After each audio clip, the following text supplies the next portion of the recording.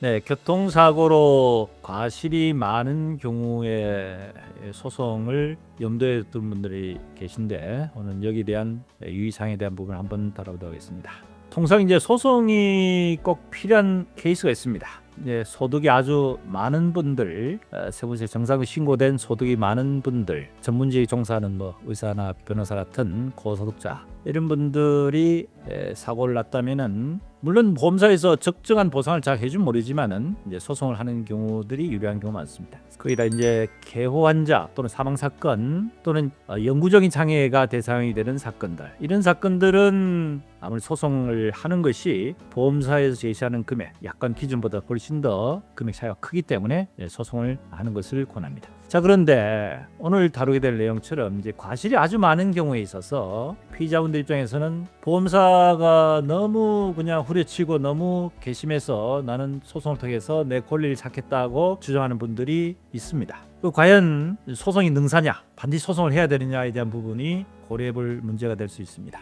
사고란 것은 여러 가지 유형이 있습니다. 그 사람 나이가 맞느냐 적느냐에 대한 부분에 대해서 과실도 중요하지만은 이제 부상 정도가 어떻느냐 또는 소득이 많으냐 적으냐 여러 가지 전체적인 모든 요소를 다 감안해서 이제 피해 보상이 이루어진다는 얘기입니다. 무조건 많이 다쳤다고 해서 많은 보상을 받는다든지 나는 소송을 하면 무조건 그에 대한 어떤 혜택을 받을 수 있다고 생각하는 것은 잘못된 생각입니다. 이 소송이라는 것이 그냥 하는 것이 아닙니다. 시간과 비용이 많이 드는데 특히 과실이 많게 되는 경우에 나중에 내가 청구한 금액에 대해서 과실이 너무 많이 잡혀가지고 오히려 그에 대한 소송 비용을 본인이 부담한 부분이 더 많이 생기는 경우가 있습니다. 이 소송을 하게 되면 비용이 많이 들지 않습니까? 여러 과를 감정할수록 비용도 많이 들거든요. 그런 신체 감정이 드는 비용, 거기다가 인지대까지 합치면은 굉장히 많은 비용이 됩니다. 변호사를 선임에 대한 착수금도 있고 성보수 같은 데 있습니다. 이런 모든 소송에 대한 비용 자체에 대한 부분을 다 감수를 하고 내가 시간 투자를 하더라도 그런 모든 비용을 내가 받을 수 있는 정도의 승산이 있어야 소송하게 되는데 과실이 아주 많은 경우에는 그렇지 않습니다. 오히려 보험사가 해결하는 보다는 더 손해가 클 수도 있다는 얘기입니다. 그렇기 때문에 이런 과실이 많은 경우에 있어서는 오히려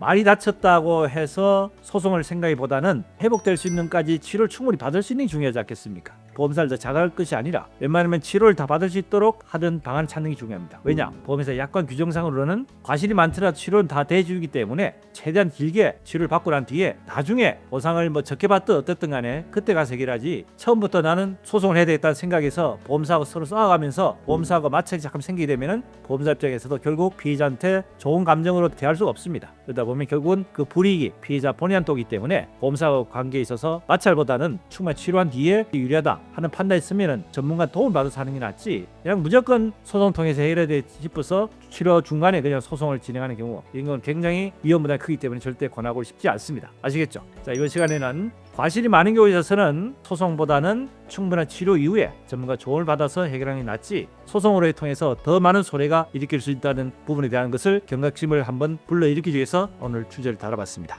도움이 됐으면 구독, 좋아요, 알림 설정 부탁드립니다.